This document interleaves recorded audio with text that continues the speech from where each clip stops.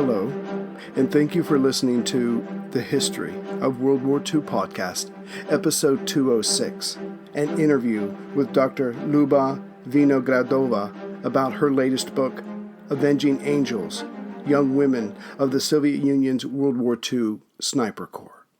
With a PhD in microbiology and a second degree in foreign languages, in 1995, the author was introduced to Antony Beevor and helped him research Stalingrad. Since then, she has worked on many other research projects and is the co-author, again with Mr. Beevor, of A Writer at War, Vasily Grossman, with the Red Army. And Dr. Vinogradova, thank you very much for being with us today. It's my pleasure. Thank you very much for inviting me, and thank you very much for your interest in my book. Yes, I was lucky to get you because I know that you're only in the country for a couple of days. Excuse me, you're only in the country for a couple of days, so I'm glad we could have this chance to talk.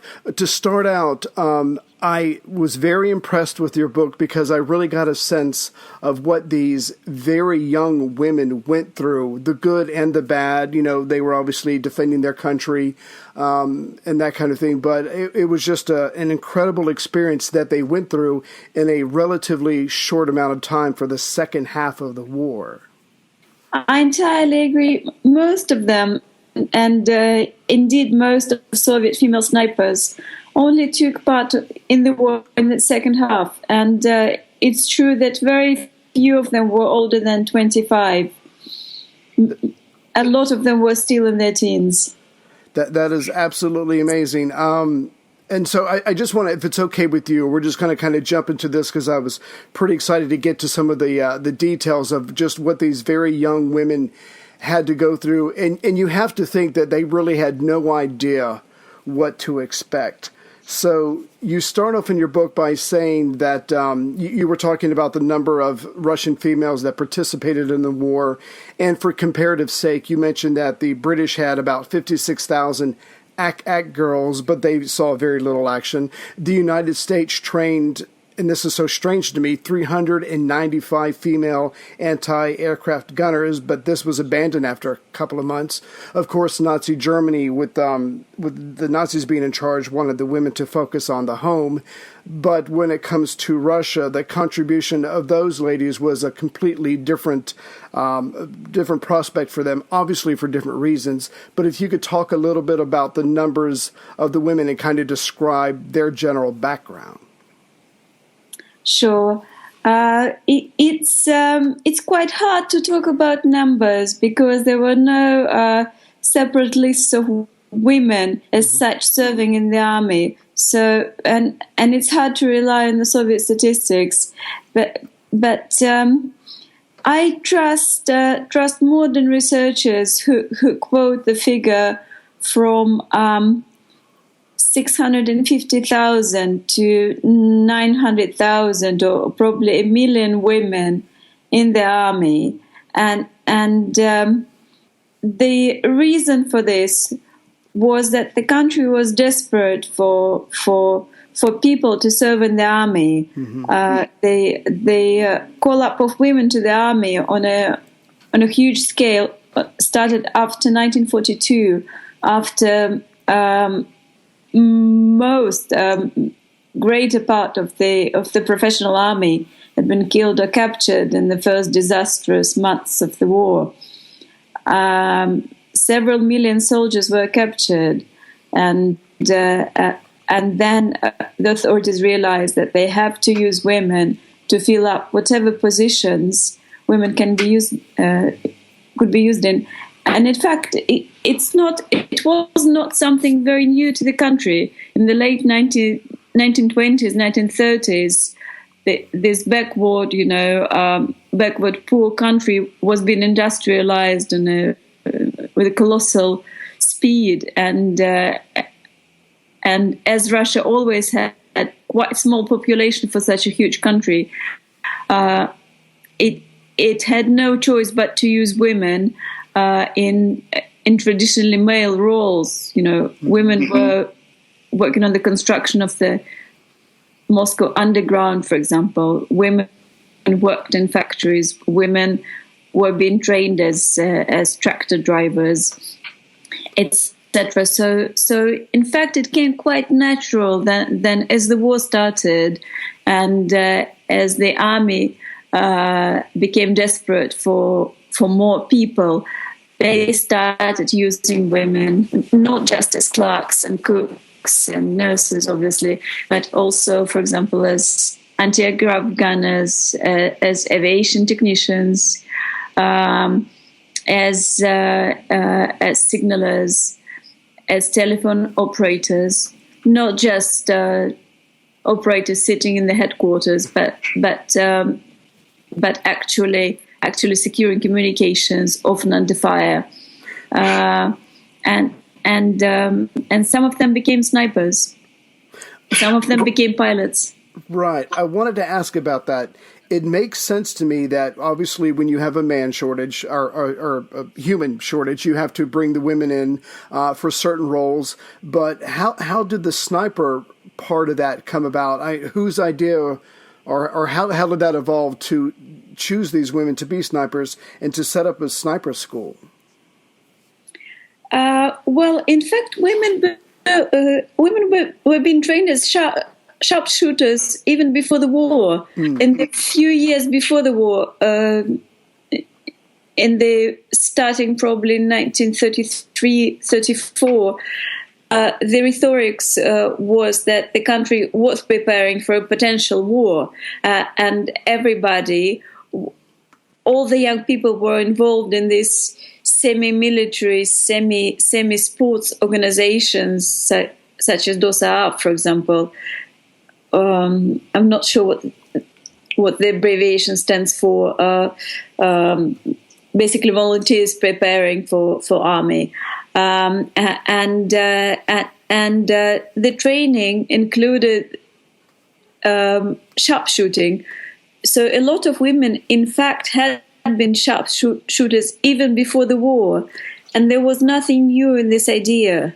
That makes sense. So I just have to ask, so obviously they're training, but I just find it very astounding because these are very young people, but obviously in times of war, everyone has to do their part. Can you give us a sense of, did these women volunteer? Were they just told to report?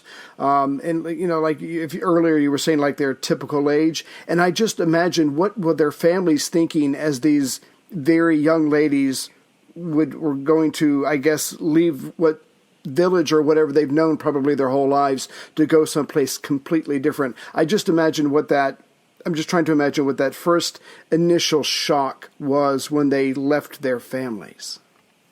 Right. Let me first speak about the two categories of these female snipers. Mm-hmm. The ones, and there were quite few, ones that started from the beginning of the war.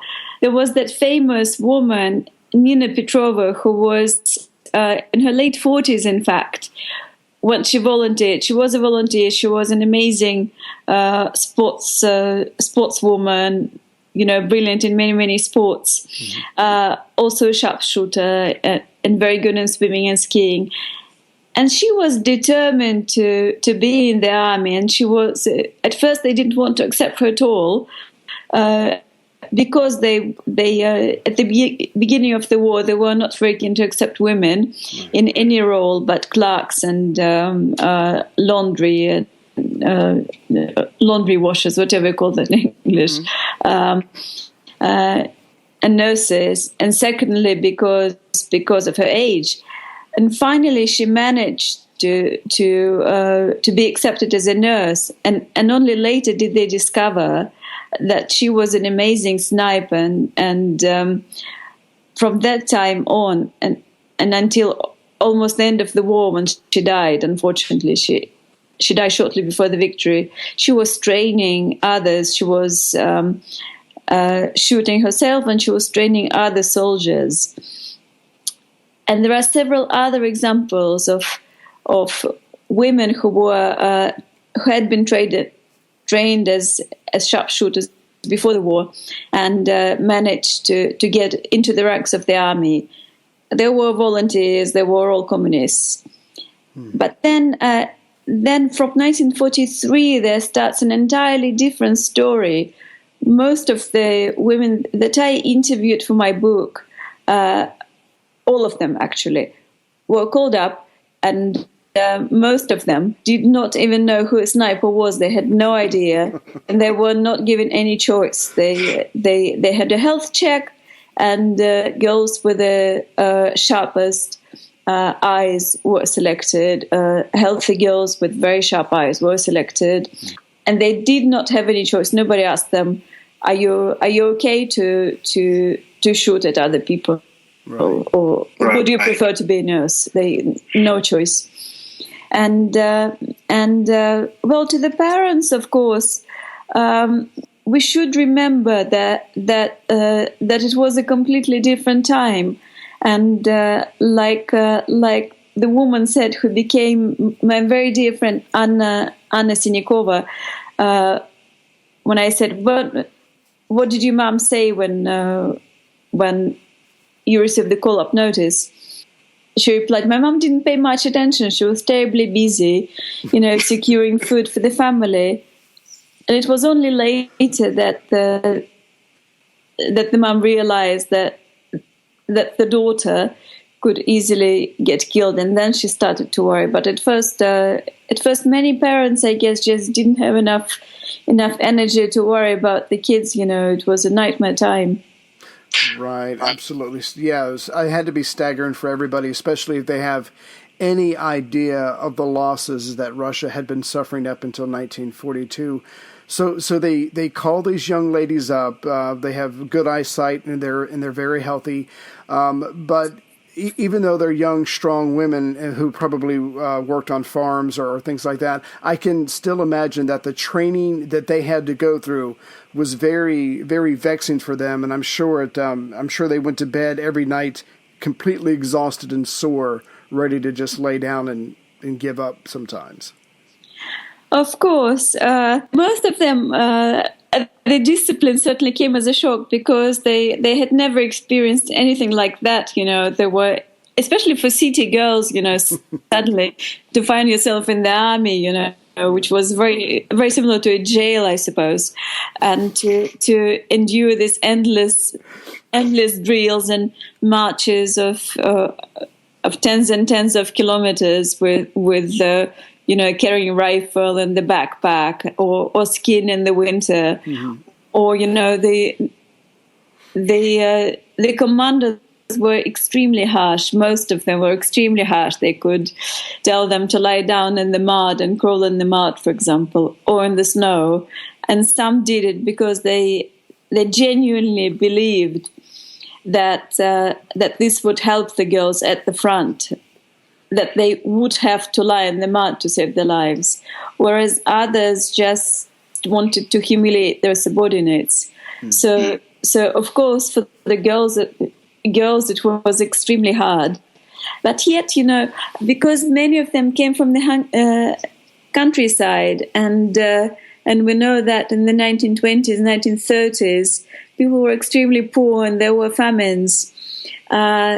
To many girls, it was the first time in their lives that they were actually getting enough food. And because the food was good, there was nothing fancy, but they were getting butter and sugar and meat, mm-hmm. which a lot of them did not get back home. And they had, proper beds and blankets and sheets. Girls in the village, they'd never seen sheets before or towels. This is true. Right. Most of people in the countryside, they had some home woven fabrics, cloths to make clothes from and sleep on, but nothing like factory made sheets. It was a luxury.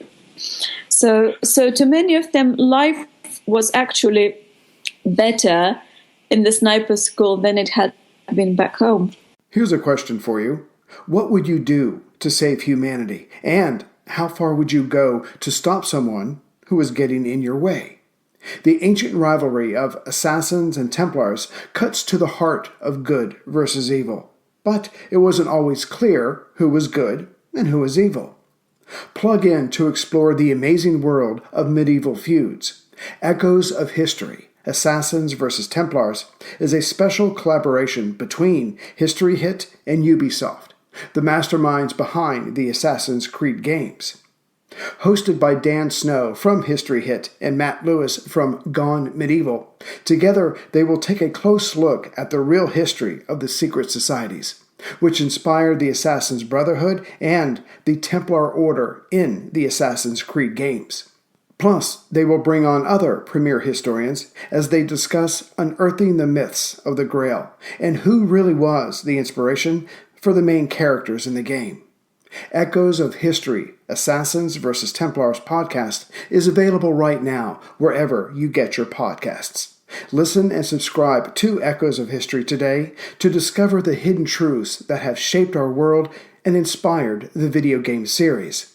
That's Echoes of History wherever you get your podcasts. Listen today and subscribe for more. The one of the lighter moments in the book, because obviously as they go into battle, it gets very hard for them.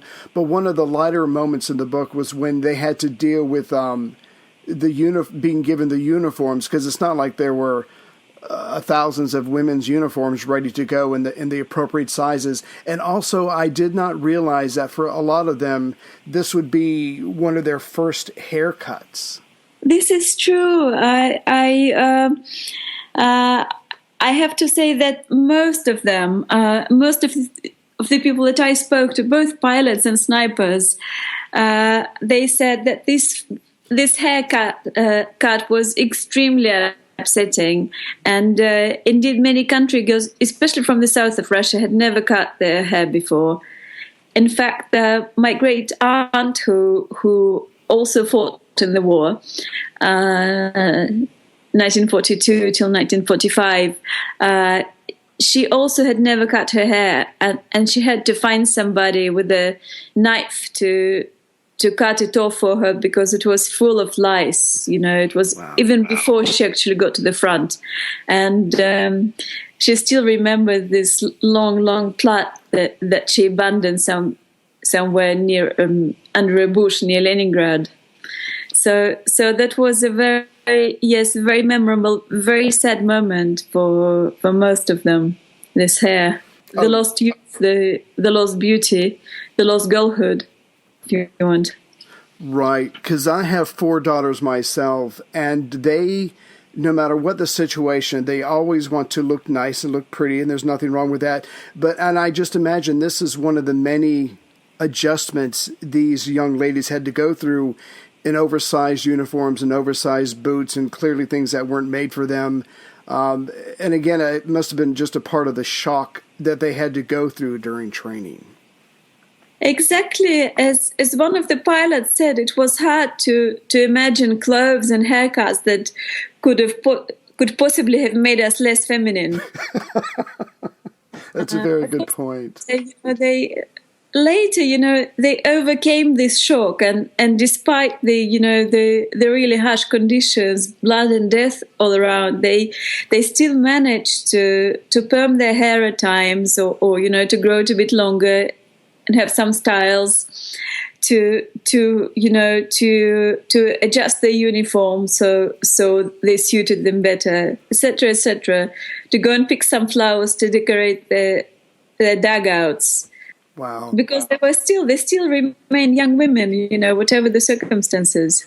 Absolutely. So they've been trained. I guess they've studied theory, their equipment, camouflage, all the good stuff. So they're sent out to the various fronts. But shooting at targets is one thing. Shooting at another human being and hitting that person is quite another. Could you give us a couple of examples of what their reactions were when they were actually sent out into the field for the first time? Absolutely. I have to say that almost everyone, every woman that I interviewed did speak about the first German that they killed. And the reaction differed very much depending on the distance. For those who were shooting from a distance of say 600 or 700 meters and could not see see the face very well in the optical device. It was fun. It was all right. It gave them a feeling of satisfaction when the figure, at the distance fell. It was just like in the sniper school. Whereas to those who had managed to see the face, and then this person falls, and people around congratulate her, suddenly they feel a colossal shock, like one of the ladies that I interviewed in Belarus told me.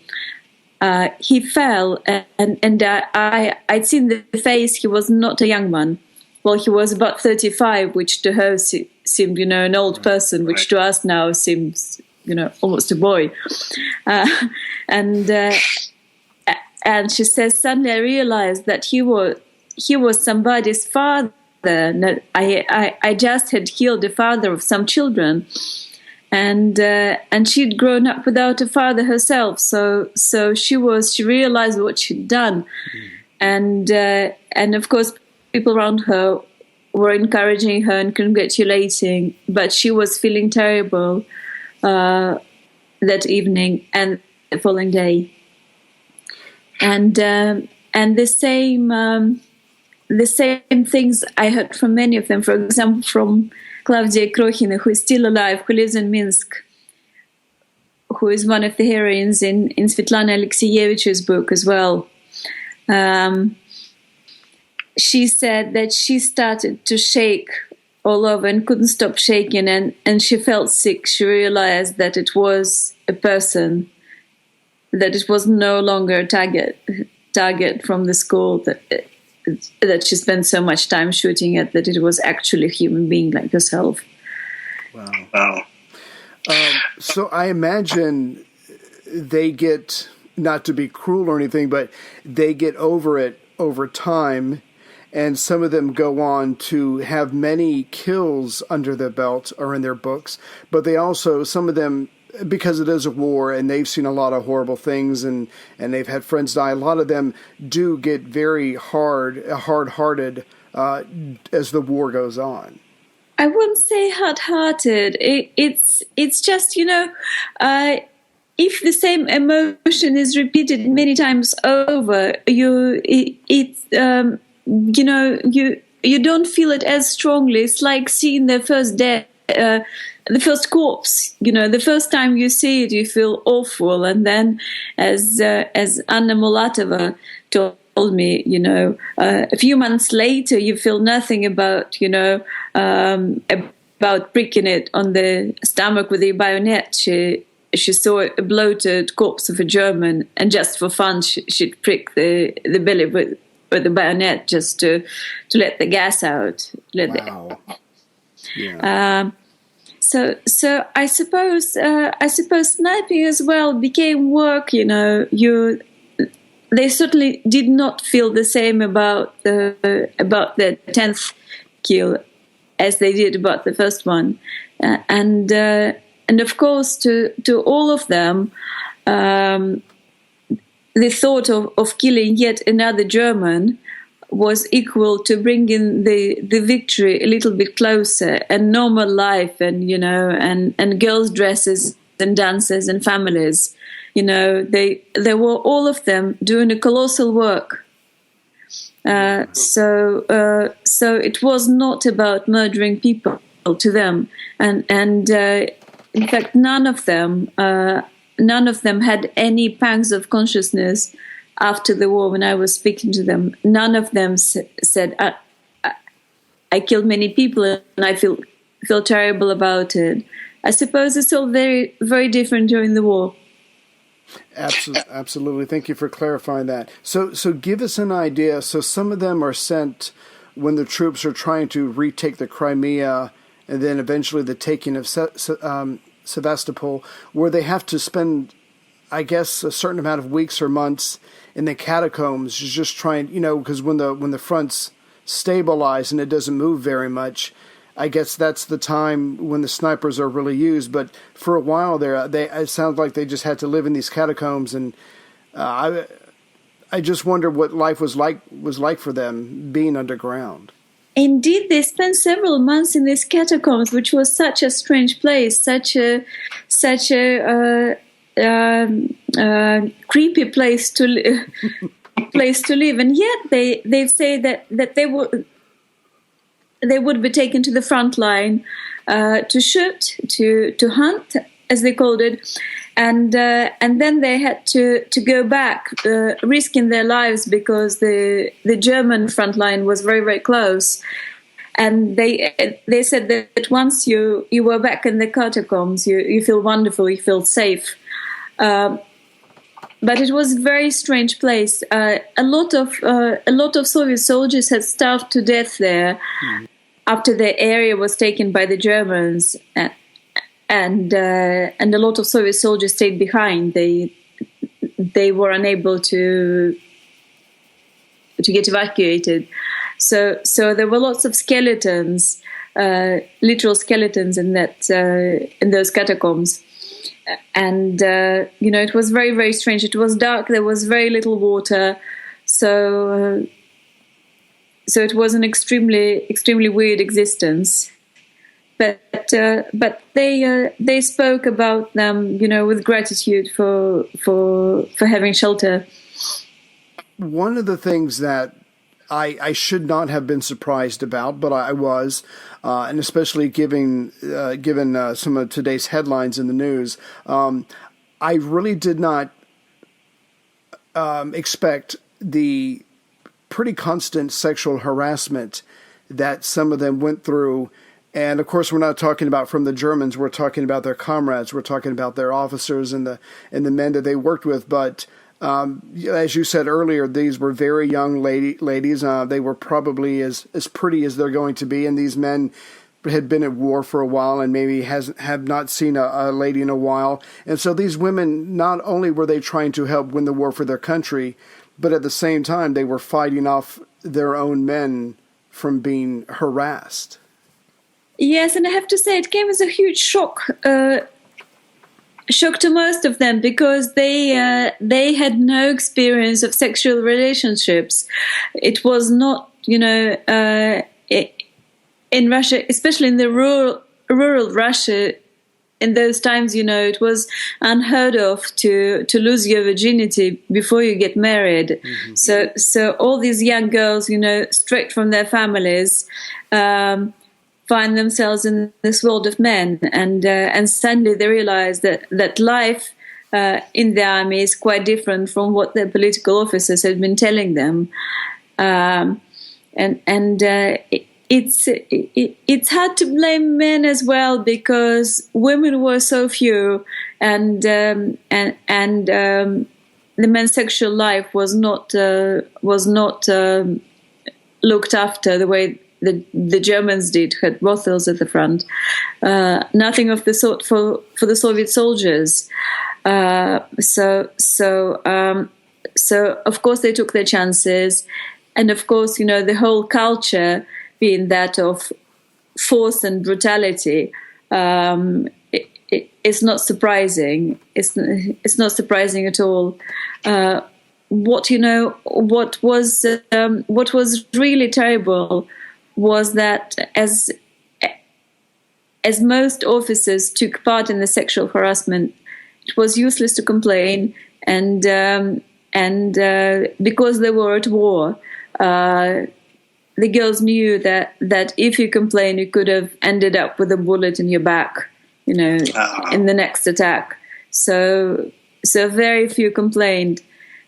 Therefore, we don't know the real scale of the whole thing, because those that did complain, those did tell me the stories of harassment were not very many. Right. I did admire that a lot of the young women figured this out pretty early on and stuck together and supported each other. So again, you just get this sense that these young ladies were almost like sisters. They just spent all their time with a small group of people. You had the sniper and you had the lookout, the observer, but you just get a sense that they just came together as close as two people possibly could between the war, between having to look out for the Russian officers. You just have a feeling that a lot of them just could not imagine life without the other person. But like you said earlier, a lot of these young ladies are going to die. A lot of them are going to be killed, and they are going to have to get new help in, and they're going to have to adjust to that sense of loss and keep on fighting in the war.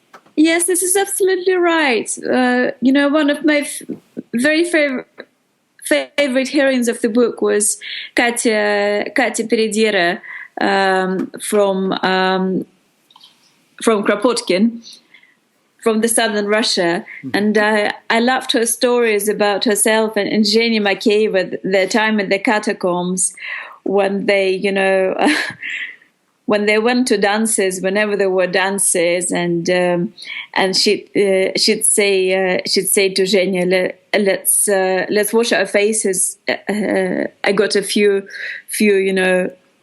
drops of water here.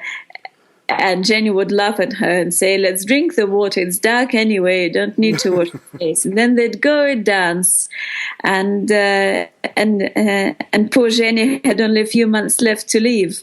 And then, Katya speaking about Jenny 7 decades later, it's so strange. It's so touching when she's talking about this dead sniping partner, who remained forever 20 years old, and she's talking about her as if she was her younger sister or something, or as one of them said, my second half, somebody who died and whose life I'm now living. No, it's a very special relationship with the sniper's partner, and when they die, it's a mixture of survivor's guilt and simple human sadness about a young life that ended so early. That was one of the, not to jump too far ahead just for a moment, but at the end of the book, I didn't really think about the amount of guilt that these, again, by the time the war ends, they are still very young ladies. Just the amount of survivors' guilt. I did not think about that. You would think they would be happy, they would be rejoicing, but to lose so many friends, especially people that you've come close to, after reading your book, it makes sense that they just feel horrible. Why did I make it? Why did I survive? All my friends that I care about have died. And now, of course, since they're still alive, they have all the memories of seeing all their friends die during the course of the war. I was surprised that there was that much guilt, just one more thing they had to deal with. It's yes, I suppose you can call it guilt, or you can call it bewilderment. Few of them were religious and could say, this is God's will. Others just try to make sense. But also, being very young people, if you're very young, you don't really believe that you can die. Right. Anybody can die. But how is it possible that you will die? No, it's very interesting. They did speak about their own funerals. They worried, they wanted to be pretty when they are buried. They agreed with their comrades that they would pick some flowers and wash their face if they get killed. But in reality, reading diaries, you realize that that these very young people did not really believe that they can get killed. Right. The one part, when I got to the part about Klava Longinova, I'm sure I've said that name really wrong. I apologize. Thank you. When you get to the part about the sniper duel, in America, they make movies about this, and I'm expecting a whole bunch of excitement and drama and tension, but that's not really what it was like when you have a German and Russian sniper stalking each other, waiting for the tiniest mistake to be made. Well, first of all, you don't really have time for that. You're not thinking, well, here I am fighting a duel. Right. She was. Klava told me that she'd been asked to come to a certain sector where she and her partner, where a German sniper had done a lot of trouble, and to just look, and she was there looking. She wasn't even sure that the sniper was there. And then there's a moment when she notices, it's split seconds, and the next split second she shoots, and she was a split second earlier than he was. So she came out the winner, but only later did she realize what it was, That's amazing. Yeah. So again, it's not like we do in the movies, and it just must have been, I don't know, exhausting and draining, but it's over with before you know it, because they're professionals. If we can stop for a second, because in a lot of ways you tell so many stories in the book about so many different snipers that we're barely touching some of the most of the book. Can you give us an idea about the night witches, because you touch on them as well? But again, here's just a group of women doing their part, anything they could possibly do, I guess, to help end the war sooner and get this nightmare behind them. I do get criticized from time to time for bringing the night witches, for inserting paragraphs, sections about night witches into the book on snipers. People say it doesn't make sense. Of course, this book on snipers is in many ways a continuation of my first book about pilots, and I really wanted to tell a little bit more about the pilots, and it seemed to me that it corresponded really well with the sniper stories. So I want to apologize to the readers that don't like this. Well, I enjoyed it a lot because it made a lot of sense. I mean, the way you wove them together. Again, these women are going through some very horrible things, but they're doing everything the men are doing. They're sacrificing, they're fighting, they're dying. They're just trying to protect their country just like everybody else is. And I can't agree with those people who complained, because for me, it fit into the story and it made sense. Thank you very much. This is very kind of you. I find the pilots a completely different story, actually.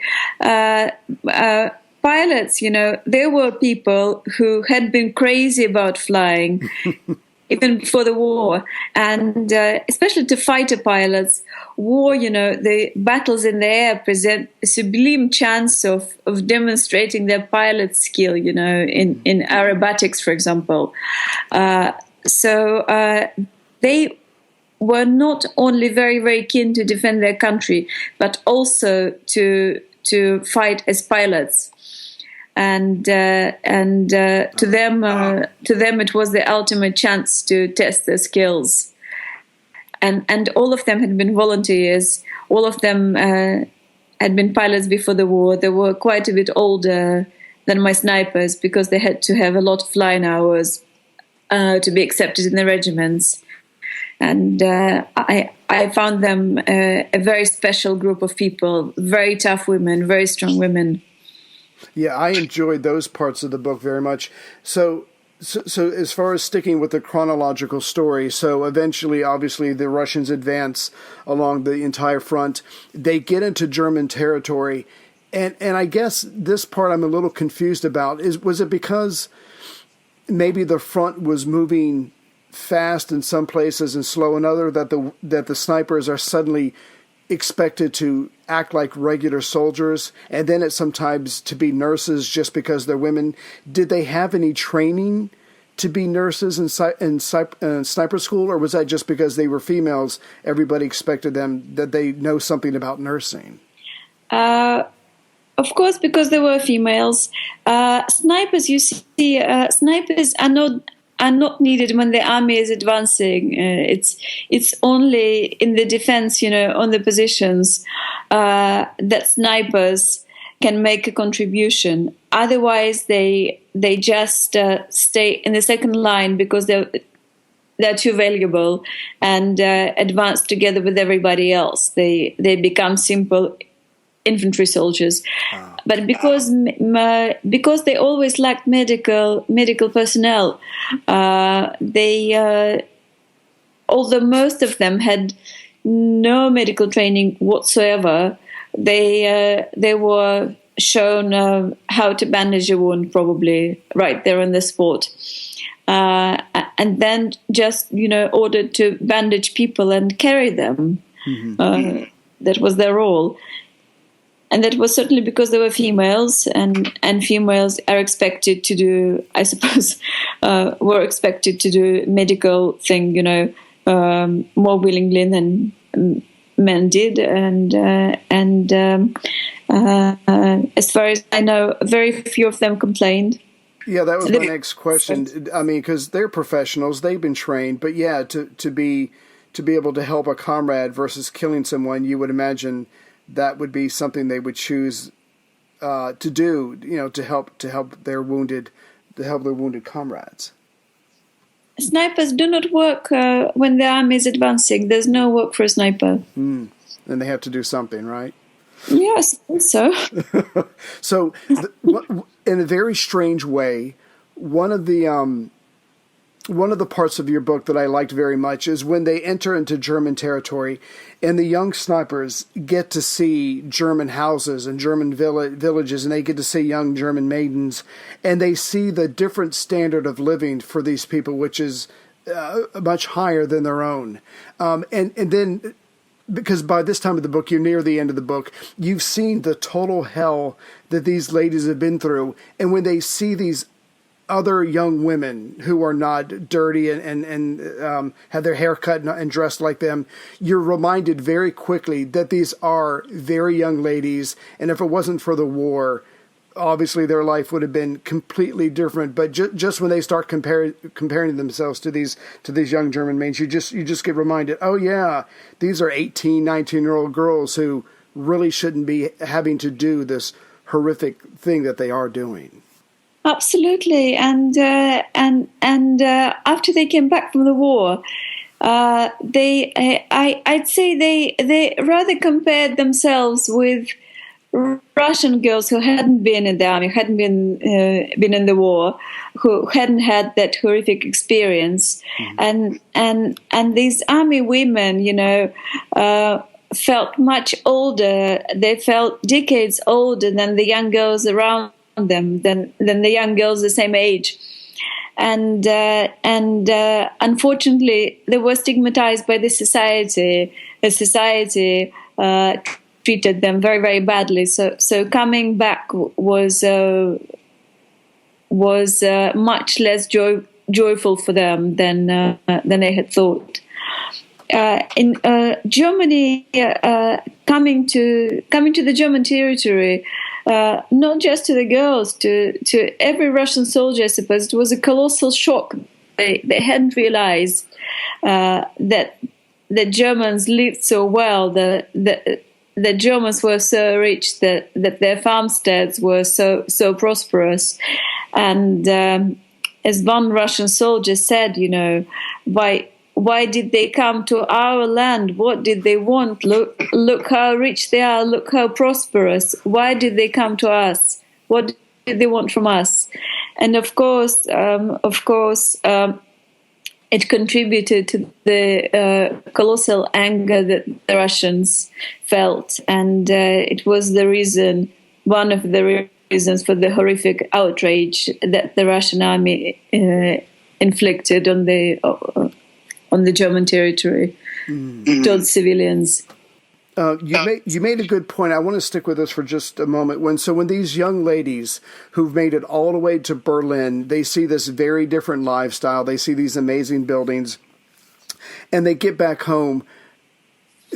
They weren't treated with a lot of respect. They were called different names. I'm trying to remember that one term. Was it something like frontline husband, or basically they were like, I don't know. It was like they were disrespected. Yeah. I'm just trying to understand that. Well, again, people around them supposed, and quite rightly, that they could not have kept their virginity. Overwhelming majority of them could not have stayed virgins, having lived for several years among men. And this was certainly true. And none of these women could have imagined this treatment when they were risking their lives to save their country. So it was a great shock. And in fact, for decades after the war, most of them preferred not to mention this, and their families implored them to not speak about their war experience, to try and hide the fact that they had been in the war. It's very, very sad. It was a colossal betrayal. Yeah. Can you give us an idea? I mean, I just imagine after being through the war and seeing all the things they've seen, was it hard for them to go back to just their more simpler lives? Because you mentioned several of them, because of all of the bloodshed and all of the times they couldn't save comrades. A lot of them wanted to be nurses or they wanted to be doctors because they didn't want to have to see someone suffer again, and they wanted to be able to do something about it. But can you give us an idea of what some of them were able to do after the war? The life after the war was extremely hard. The country was in ruins. They had a much tougher time, in fact, than they did before the war, and all that they wanted was to go back to normal life, to have a family. Mm-hmm. And just like most other soldiers, they had been called up for the war, and then they were released. They were demobilized from the army. So they tried their best to come back to normal lives. I didn't hear about many women suffering from post-traumatic disorder. Right. I never heard about a woman, grabbing some weapons and attacking people, or threatening to blow up a hand grenade. They did have nightmares, but I don't. I haven't even heard of any of them having problems with alcohol. This was not the case, interestingly. Right. No, they just lived normal lives, had families. In fact, most of them met their husbands when still at the front, and came back with them. And they were lucky because according to some historians, only 3% of young men survived the war. 3% of young men born, for example, in 1923 had come back from the war. So the country lost almost all of its young men. Right. And it was very, very difficult to find a husband. So and the husbands the men that did come back from the war were most of them alcoholics, because they otherwise it was impossible to cope with this horrific experience. So women had very, very hard lives, and if you got a job and you're bringing up children, you're thinking about finding food every single day. As they said, we didn't have very much time for our painful memories, which was probably for the best.